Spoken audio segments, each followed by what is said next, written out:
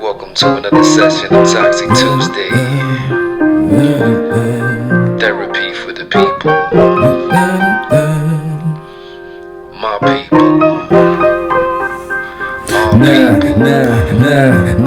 I don't want that static. I got stuff to overcome cause it's real traumatic. Yeah, I'm feeling more schematic. I am. Gotta flip my life around like it's acrobatic, right? I kinda like that tactic. Cause where we come from, we can't escape erratic. Nah, shooting ourselves like plastic. Just working on myself and I'm talking about practice. How we good with the baddest? Cause he did it for the people, never did it for badges. Word, that's the thing that matters. Now I'm serving y'all up like a truck with platters. True, this food for the fanatic. What you know about real, you too cinematic. Nah, chasing your dream, that's systematic. So even when I'm asleep, best believe I'm at it.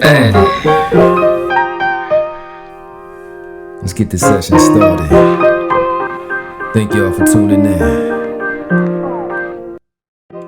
What's up, world? It's the King Omar Sharif. I welcome you back to another Toxic Tuesday where we turn our bad into good situations. Toxic Tuesdays are all about you, your mind, your body, your soul.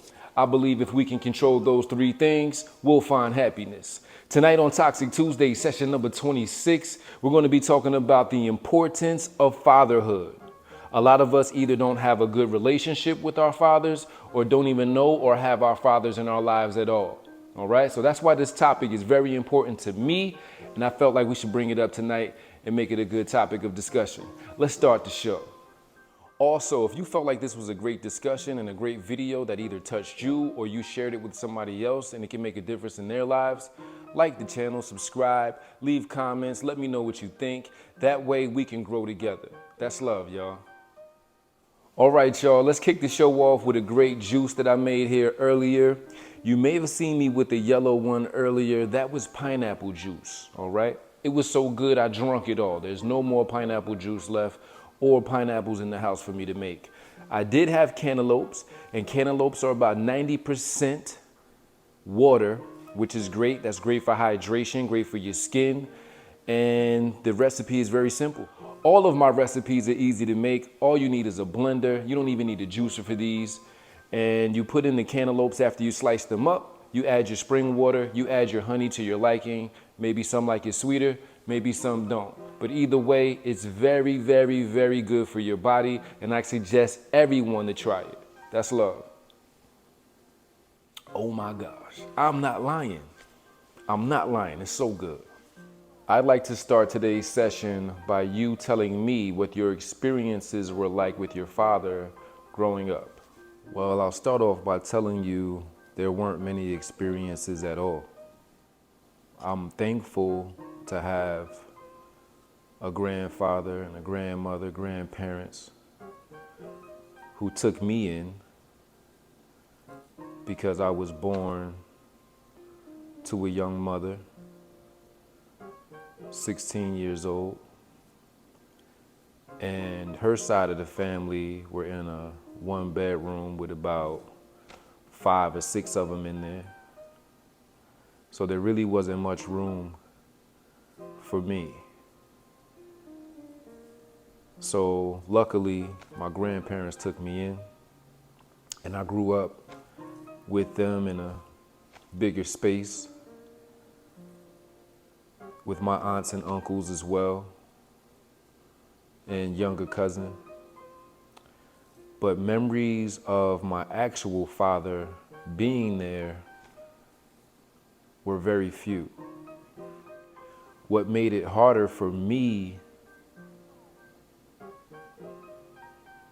to grasp was the fact that I knew he was only about 15 or 20 minutes away every day, but I never saw him. So when I was younger, and I'm talking about much younger,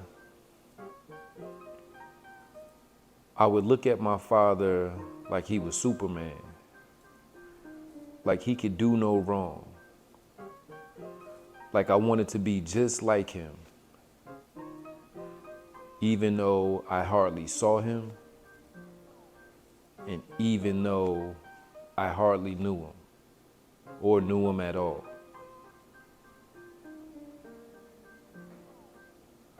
I think every child, especially young boys and their fathers, they look up to them. They want to be like them.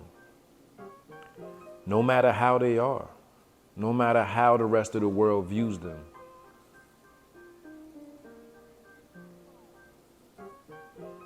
Because the love that you have for that individual being your dad is immeasurable. So seeing him once in the blue, a few times a year, and he's 15 to 20 minutes away, partying in the projects and drinking and smoking and chasing women, doing all these things. But here I am, holding on to the next time and hanging on and looking forward to the next time that I'm gonna see you and spend time with you. Because I would never know. So holidays and birthdays and things like that, in my world, they were good enough until I reached a certain age. And I'm also blessed because my mother ended up meeting my stepfather. I was only 7 years old when I met him for the first time.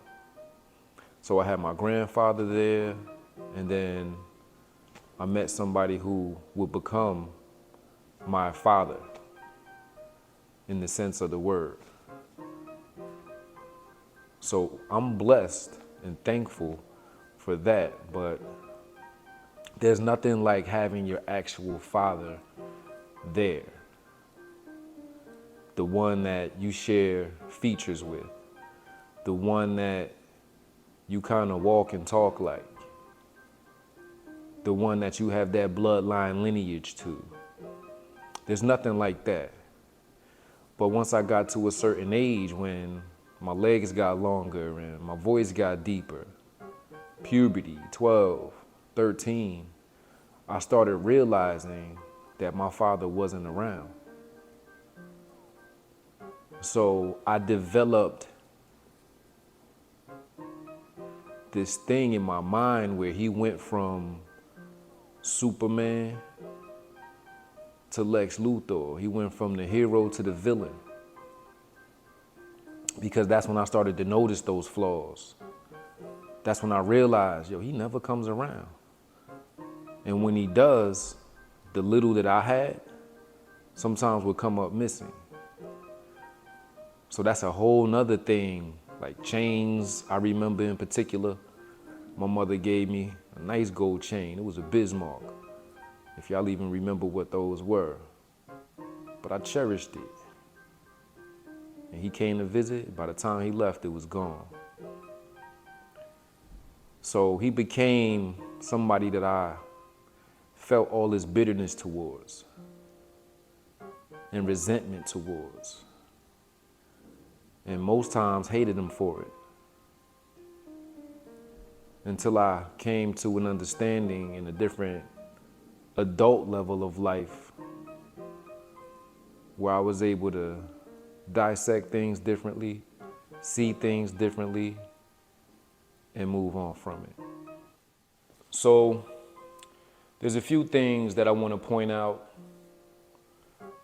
as to why fathers are so important in their child's lives. And I'm going to start with being a role model. Oftentimes, we as individuals in our own right, as adults, we're not good role models. And children are our sponges. They see, they hear, and they essentially want to be like daddy. They want to be like mommy.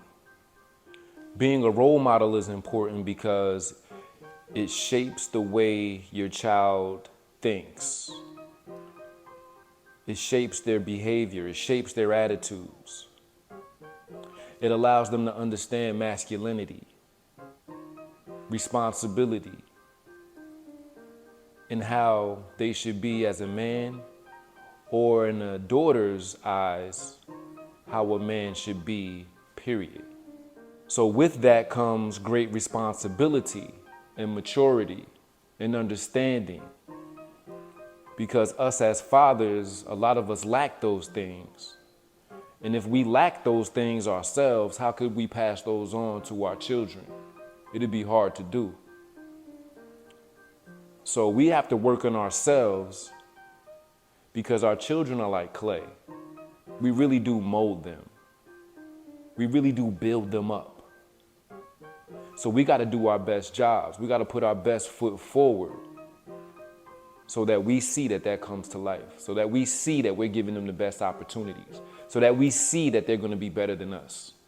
Another reason why fathers are very important is because they provide emotional support. All right? You help your child with coping skills. You help them with self-identity. You help them with self-esteem.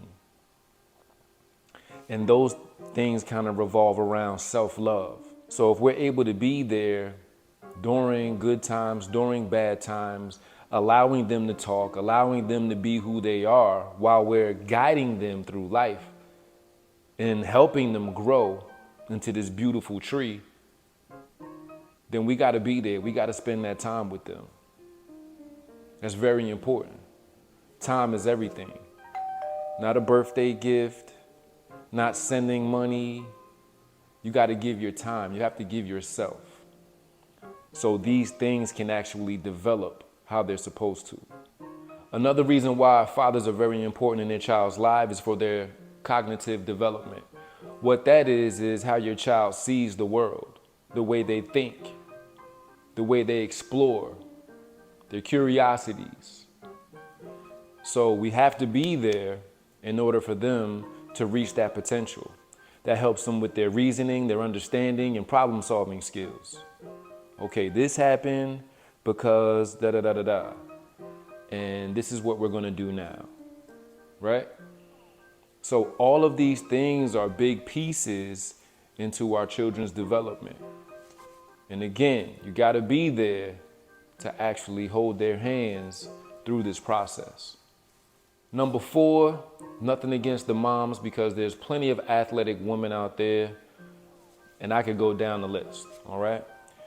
But another reason why fathers are important because we help the child's physical development, especially in this day and age, because children will sit in front of iPads, tablets, gaming systems for as long as we allow them to. It's almost like we allow the games to be the sitter while we off and doing whatever we want to do. All right. So for me and myself, I like to put, especially my son, I like to put him on some type of timer. Okay. So what I'll do is we'll have some learning and I'll almost do it on a point system. If he gives me right answers, that's more time that I'll add to his clock that he could play games. When he gives me the wrong answers and he's not really thinking as hard or thinking as well as he could, I'll subtract some of those minutes that he can play the game. All right. And also with that, I like to incorporate our outside time, which is why I said physical development. This will help them with their motor skills, their balance, their coordination. And it gives them an opportunity to explore different things instead of just sitting in front of a TV or a device. Your child could be really good or really have a love for something, but they'll never know it if we're not out there taking that time and seeing what they really like to do. So physical development is very important too. That's why they got gym class at school. We got to have our own gym classes at home. Let's get it. Fathers also have positive outcomes in their children's lives. What that is better academic achievement.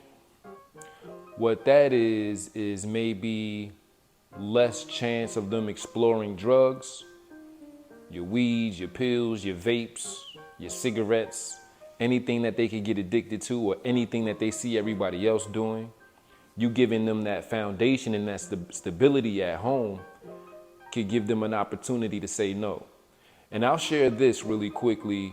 I remember when I was younger, around 12 or 13, a lot of my friends would be outside smoking weed. And my father, being the cool guy he is, walking the street or whatever, he would see them. And I had never smoked weed, but I knew they were. And I remember him coming to me and he was saying, man, you better not ever smoke weed. It could kill you. You could choke to death. So he was really scaring me, right? And even though he really wasn't around, like, nah, don't be smoking, don't be doing that. So this is an example for you to say, hey, let me implement this in my child's life. Now, my father shared that with me, and trust me, I've seen plenty of easy water papers and all types of stuff around the house, in particular the basement. That's where he would stay when he came over. But I knew he was smoking, but he put that in me to say, no, I don't need to do that just because everybody else is doing it. So that's a good example that I'm sharing from a personal experience, how you can be an enforcer in your child's life to help them with all the temptation that's going to be around them. All right, so positive outcomes are very big. A lot of people don't look at milestones and don't have a lot of achievements and things of that nature. So be there and motivate your child, and you'll see them reach different plateaus in their life that we all can celebrate. Another reason why dads are so important in their child's lives is because you get to develop a strong bond with your child.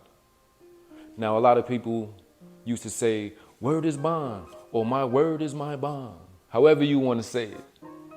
But the best bond that you could ever have is not talking, it's actual relationships that you have with your children. That's the best bond you could ever have in life. Why would you not want that special bond? Nobody is really going to love you as much as your son or your daughter will.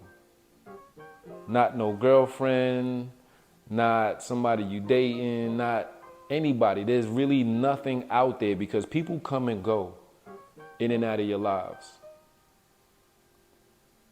But that child, like I said, from when they babies and getting bigger and bigger, there's nothing like the love that a child has for their father. So it's up to us to keep that love strong. It's up to us to keep that love growing. It's up to us to keep that love unconditional. And we have that power. We don't have a lot of power over a lot of things. We don't have control over a lot of things. But that there, we control that, y'all. We can always be super daddy. Always. Maybe not into your boss's eyes, maybe not to your girl's eyes, maybe not to nobody else's eyes in the world, but to your child's eyes, your cape could blow in the wind every day. So you mentioned earlier about having resentment, and I just want to give you some tips on what you can do to help you with that resentment, if it's still in there. So one of the first things that should take place is that you should acknowledge your feelings. You should acknowledge that they exist, and you should be able to say, it's okay for me to be upset. It's okay for me to be angry about the relationship I have with my father or the relationship that doesn't exist with my father because he's never there. Yeah, I think that's a great tip because I didn't want to acknowledge those feelings until I was probably in my mid-20s. That's when I started looking at things a little differently, like, man, this is really affecting me. I knew it did because it made me angry as I was young and growing into becoming a man, but I didn't realize how much it really did. Like, bring me down, bring my spirit down. So that was a good first tip. Another good tip for you would be to practice empathy. This will allow you to put yourself in your father's shoes and try to understand his perspective as to why he wasn't in your life. Now, this may not change how you feel altogether, but it may ease some of the anger that you have within yourself. Yes, that makes sense. I remember I did that. From the stories I had heard from aunts, uncles, and friends of the family who all looked up to this guy for the wrong reasons. You know, being a ladies' man, being a street fighter, being somebody who had to fight for his life, like on his deathbed, maybe like a 1% chance of living. And also somebody who didn't have his actual father in his life, a man that I never met, again, only heard stories of before his life came to an abrupt end. So my lineage is a little different because I come from a father who didn't have his actual father in his life. And I don't know about his father's father. You know, I'm only basing this off of stories. And I know my father was given many opportunities to live when he probably should have been gone. So I did take time to put myself in his shoes. I did take time to say, okay, why would he do this? And that actually helped me a lot. So right at that time where I was able to release some of that pressure that I had built up inside of me, some of that anger that I had built up inside of me, I wasn't giving him an excuse, but it helped me understand a little differently, which helped me out a lot. Another good thing is to do what you're doing exactly right now, which is to seek support. It seems like every time I speak to someone, seeking support is always one of the tips that I share. So a lot of us aren't able to internalize and break down what we're feeling inside. So being able to come to sessions like this and speak about all of these things that you have bottled up inside of you, and speaking to someone who is biased and going to give you an opinion that isn't swayed that way or swayed that way because I love you or I don't like you, it's always a good idea to seek therapy and get those feelings out. Also, another form of therapy, if you don't like sitting in a chair or talking to someone like this about your feelings and about your life, it's always good to write things down in a journal. And it's also good to record in videos. You don't have to share them with the public, but just being able to sit in front of a camera and just talk, that can help out a lot too. That's also very good information to share with me and great advice. I internalize a lot of my therapy, self-therapy, with the things that you just mentioned, writing things down and in front of the camera. But from what I hear and my experiences, if you're able to sit in front of somebody and share these experiences as well, that also will help you tremendously. Another big thing that you have to do is focus on the present. When you focus on the present, you can't dwell on what didn't happen or what could have been in the past. That's very important. If you stay in the moment, if you stay present, if you look towards the future, you'll have healthier relationships, and you won't have to worry about your joy and your happiness just dropping down because every time you have a birthday or every time a special occasion pops up, you start thinking about what took place 10, 15, 20, 30 years ago because you never let that go. So stay in the present and push for the future. Never dwell in the past. You're absolutely right about that. I would often get upset thinking about the things you just mentioned.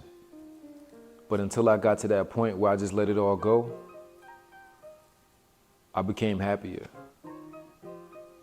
It was like a burden was just lifted off of my shoulders. It was like a weight was holding me down and I was just constantly pushing it up. And then when I think about how I am as a father, that could upset you because you could say, how could he even do this to me? Because now you know what it feels like to be a father.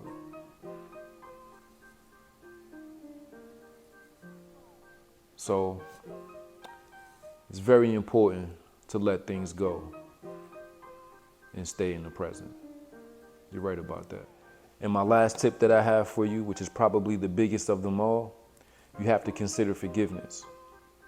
I'm not saying to forget what took place or make an excuse for someone that wasn't there in your life that should have been. But allowing yourself to forgive will allow that healing process to take place. That weight that you just spoke of that you felt like is on you, that burden that you felt like was on your shoulders will begin to lift. And then you'll be able to rise. I think I was about 25 when I was able to finally implement forgiveness for my father. At that moment is when I could talk to him on the phone or see him and not have no nasty feeling towards him. It took time. It took a different level of understanding because that was years and years and years up until that point that I had all this animosity built up towards him.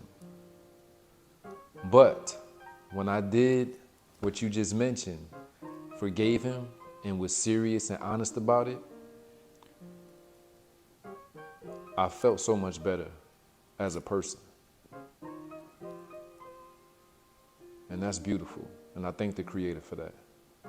All right, y'all, that was my tips and the reasons why fathers are important in their child's lives.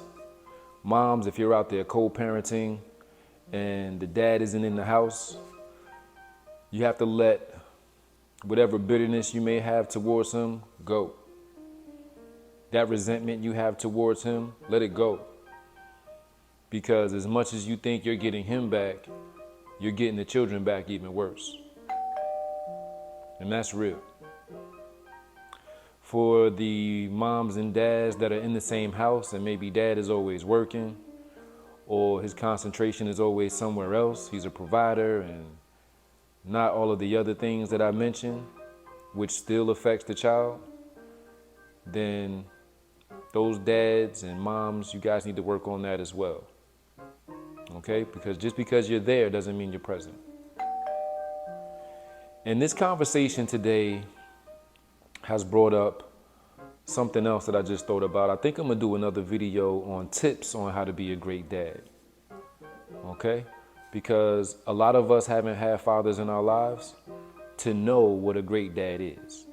And salute and shout out to all the dads out there, foster parents, grandparents, stepdads, uncles, anybody who's taken in a child and given them love and guidance and support, made them feel that importance that I just talked about.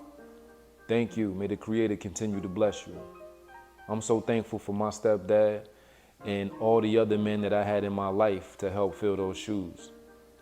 So very blessed and thankful for that as well. So that's my show, y'all. I hope you got some good information from it. Like, subscribe, share. Let's grow together, as I mentioned earlier. And this platform is for you.